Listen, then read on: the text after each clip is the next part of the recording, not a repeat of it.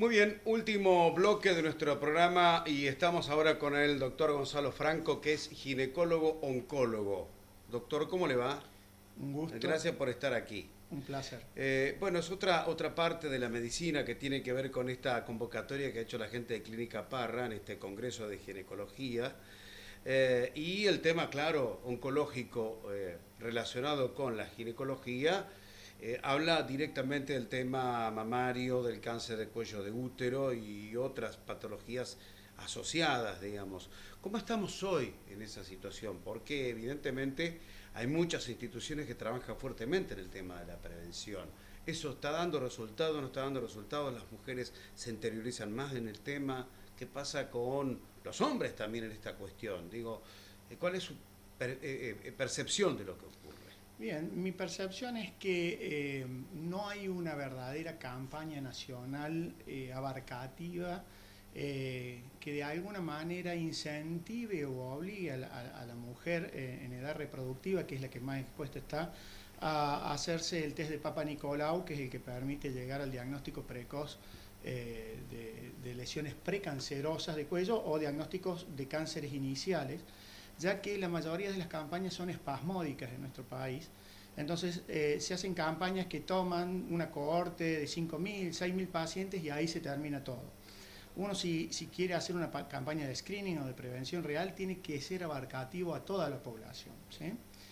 Eso como primera instancia. Lo que sí veo que se está haciendo muy bien en Argentina es la inclusión en el calendario de vacunación El tema del HPV. del virus del HPV, que sabemos que está en el 99% de los cánceres de cuello involucrados, y hoy la campaña se hace extensiva a aquellas niñas de 11 años, en donde se las vacuna con una vacuna bivalente que involucra al serotipo 16 y el 18, que son los que producen el 85% del cáncer de cuello, y eso es una actitud muy valorable. Pero hay que tener en cuenta que esas pacientes recién se van a beneficiar muchos años después, Claro. porque el resto de las pacientes no entran dentro del calendario y se tienen que vacunar personalmente. Algunos colegas en nuestro programa hablaban sobre la necesidad de vacunar a todos. Digo, Sí. a las niñas de 11 años y a los chicos también. Exactamente. ¿Eso sería lo ideal? Lo ideal sería eso, y está aprobado por FDA, que es la Food and Drug Administration, que vendría a ser el ANMAT en Argentina, que es quien habilita o autoriza el uso de medicaciones, y lo tiene aprobado para niños y adolescentes también para cortar el ciclo de contagio. No, porque esto está directamente relacionado con el tema sexual.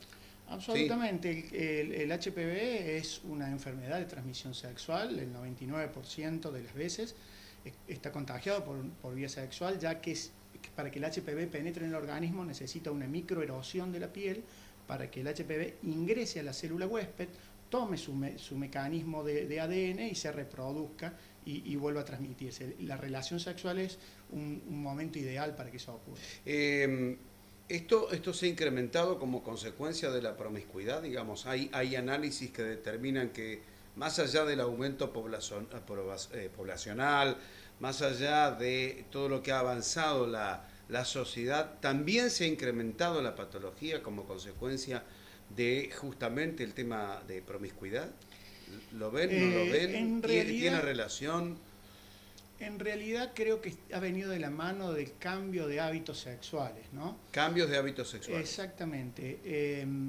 Ya el HPV es conocido por muchos años, ya se han encontrado fragmentos de HPV en momias egipcias muertas por cáncer. O sea que el HPV ha existido desde siempre. Lo que pasa que hoy, más que promiscuidad, podemos hablar de que las parejas ya no son para toda la vida como antes, y el inicio de las relaciones sexuales jóvenes hace que las parejas sean efímeras. Antes las abuelas se casaban a los 15 y seguían toda su vida. Hoy nuestro promedio en Argentina del inicio de relaciones está a los 15 años, y se sabe que una niña de los 18 ya tuvo un promedio entre 4 y 7 parejas. La tasa de contagio del HPV en los primeros 12 meses de iniciar sus relaciones sexuales está prácticamente dentro del 60%, porque hoy el HPV es una verdadera pandemia, más que una epidemia, es una pandemia. Ah, caramba. Y hoy sabemos que el 50% de la población es portador del HPV. 50%. 50%, lo cual es altísimo. Lo que pasa es que muchos son asintomáticos. Claro. Entonces hay portadores sanos que contagian y no lo saben nunca, y hay muchos que tienen la lesión, pero por no ir al médico no se diagnostican. Y por otra parte, hoy se sabe que el 75% de la población en algún momento va a entrar en contacto con el HPV. Bien, esto no significa que todo el mundo desarrolle después un cáncer, puede estar allí el virus. Está perfecta la pregunta. No solamente se necesita un HPV, sino una predisposición. Se necesita una un detonante. Un detonante, podríamos decir. Se necesita un HPV de alto riesgo, que hay que tener en cuenta que cuando uno tiene un HPV, tiene un 80% de posibilidades de tener uno de bajo riesgo para cáncer y hay un 20% que puede ser de alto riesgo. ¿Cuáles son esos factores que de pronto pueden llegar a habilitar la incidencia de la enfermedad? Bueno, que puede aumentar la incidencia en usar profilácticos. Sí.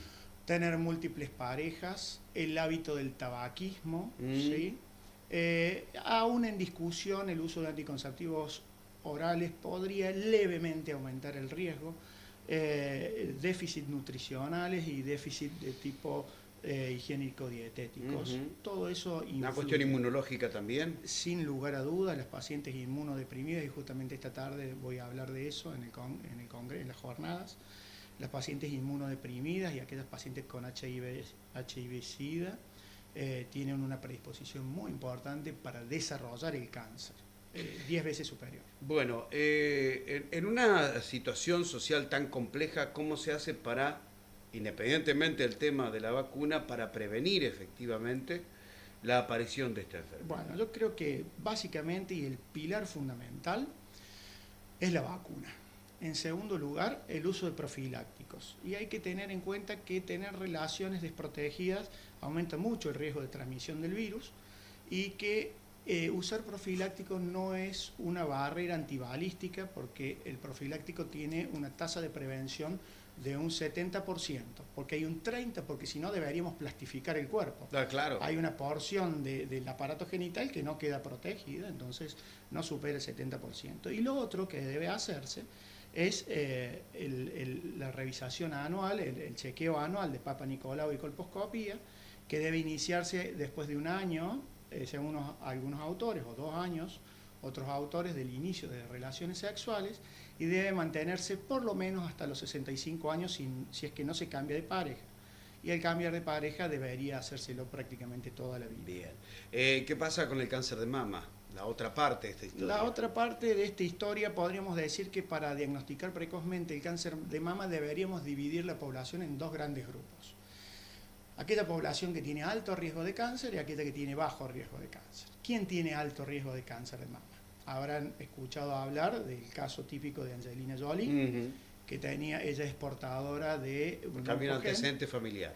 Con fuertes antecedentes familiares, con alteraciones de un oncogen que se llama BCRA1 y BCRA2, que eso se puede dosar en sangre.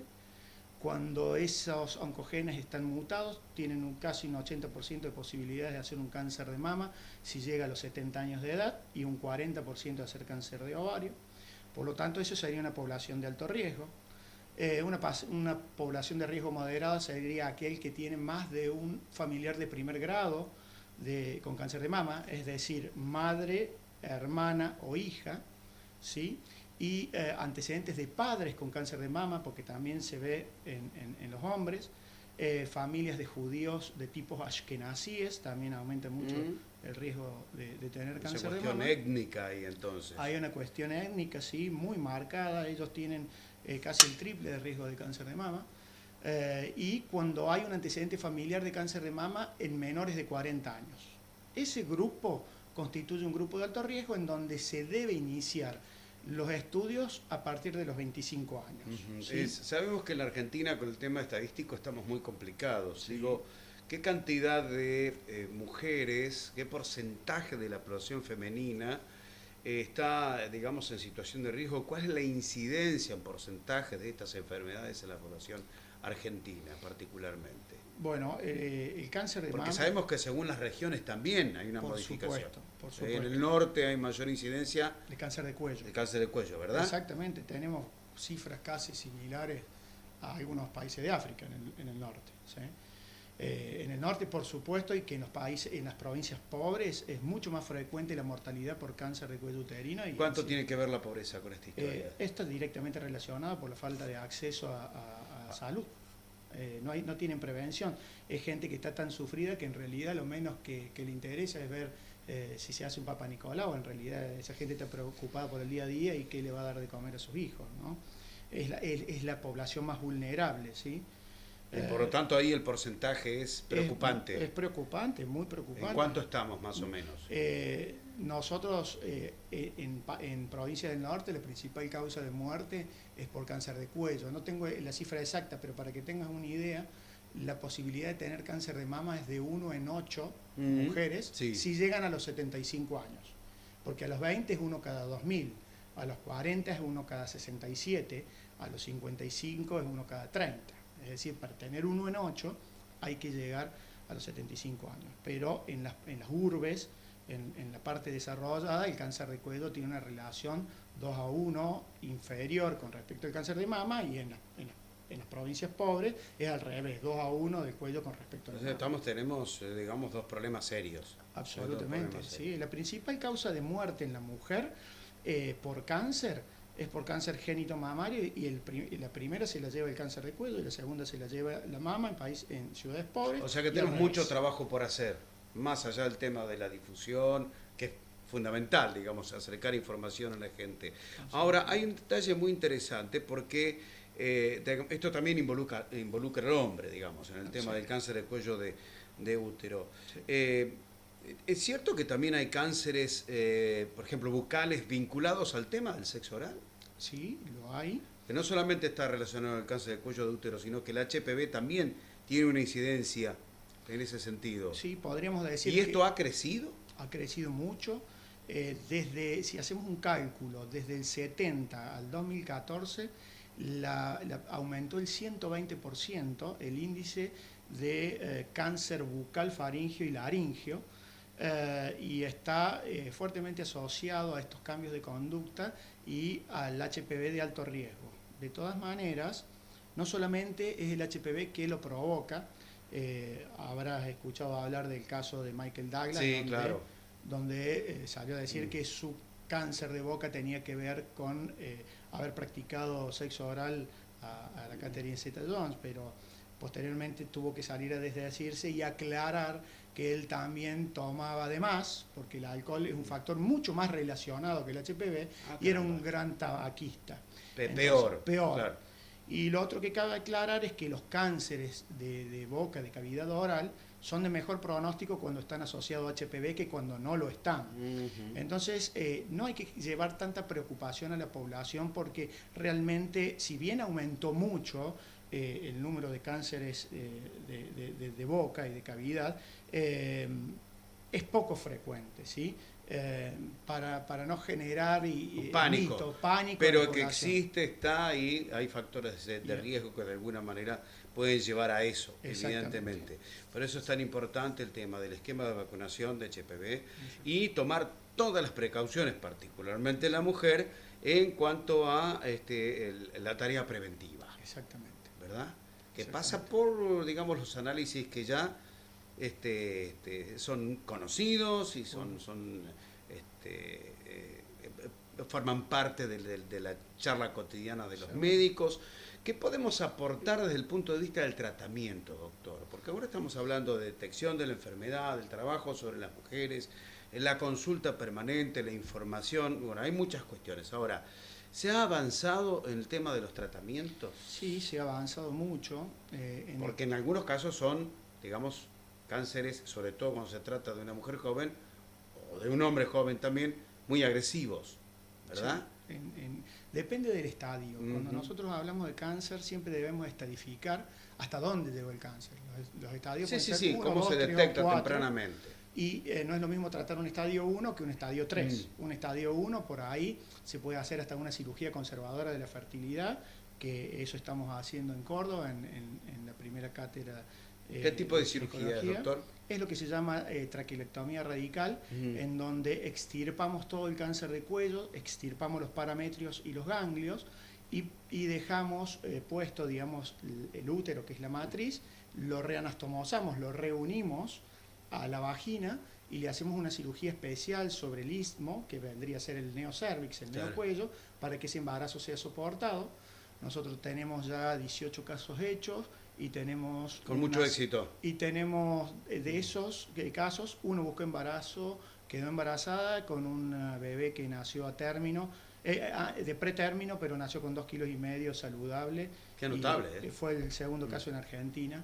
Así que eso, el tratamiento conservador de la fertilidad ha sido un gran avance en el tratamiento del cáncer. Claro, está bien que lo aclare porque sabemos perfectamente que en muchos casos se ordena, digamos, hacer una intervención que termina siendo muy cruenta, digamos. Es común decir, y sí, a fulana le sacaron todo. La vaciaron. ¿Verdad? Es verdad. Esa es la terminología casi vulgar. Y eso es muy doloroso, digo, para la mujer, para todo el entorno familiar, inclusive hasta para su relación de pareja. Por supuesto. Porque, bueno, porque no había otra forma. Lo que se trata de evitar en definitiva es eso. Lo que se trata de evitar bajo condiciones estrictas, ¿sí? El tumor debe tener un tamaño determinado, tiene que tener una variedad de tipo determinada, una paciente de edad determinada y con deseo de descendencia. Pero hay muchos pacientes que califican para esa cirugía y ha sido un avance enorme, porque hoy le podemos ofrecer al paciente mantener su aparato genital y futura maternidad. Eso es un gran avance. Y después ha habido muchos avances desde el punto, para cáncer de cuello avanzado, desde hace ya unos 12, 13 años, se está utilizando con una tasa de éxito bastante importante la quimio-radioterapia concurrente, en donde a la vez, es decir, cuando el paciente pasó el recurso terapéutico, del punto de vista quirúrgico, se entra en un plan de quimioterapia más radioterapia que incrementó mucho las tasas de curación con respecto a la radioterapia clásica sola que se hacía. Y por otra parte, en el cáncer de mama ha habido avances en cuanto al tratamiento, sobre todo de mano de tratamientos menos agresivos sobre la axila. Usted sabe, ¿el método diagnóstico ha mejorado también? El método diagnóstico ha mejorado, los métodos son cada vez más sensibles.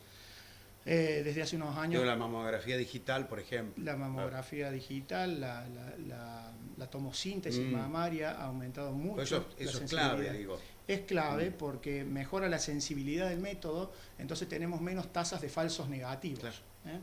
Entonces nos permite ser más precisos, llegar más temprano, y en cáncer cuanto más temprano es mejor, eso no hay lugar a dudas. En muchos casos, tomado tiempo, naturalmente se cura. Exactamente. Nosotros curamos cuando llegamos a tiempo, si no paliamos. Entonces le decía que desde el punto de vista del cáncer de mama, la llegada del ganglio centinela, que es identificar 2 o 3 ganglios nada más, nos permite que si ese ganglio es negativo, una vez que lo ubicamos a través de un método con tecnecio 99 y cámara gamma, evitar el vaciamiento de toda la axila, que es el que da esos grandes brazos edematizados. Eso ha sido un gran avance. Y ha habido un gran avance en cuanto a la hormonoterapia y regímenes nuevos de quimioterapia que han mejorado mucho la sobrevida. Podemos decir que en las últimas 2 décadas ha habido una reducción de la mortalidad del cáncer de mama en un 30%. Es una buena noticia, pero hay que seguir trabajando fuertemente y sobre todo el tema de la prevención. Totalmente. Que es lo que mejor se puede hacer en el tema de la medicina. Bueno, doctor, muchas gracias por estar aquí, ha sido un gusto, bienvenido a Rafaela. Y se ha portado muy bien por ser hincha de Talleres. Un placer, te dije que no me hiciera acordar que era de Talleres, que me duele el corazón. Gracias por estar con nosotros. Gracias a ustedes. Señores, nos encontramos la semana próxima en Medicina Hoy a través de Somos Rafaela, también nuestra imagen, Canal 2 de Moisés Villa. Muchas gracias, buenas noches.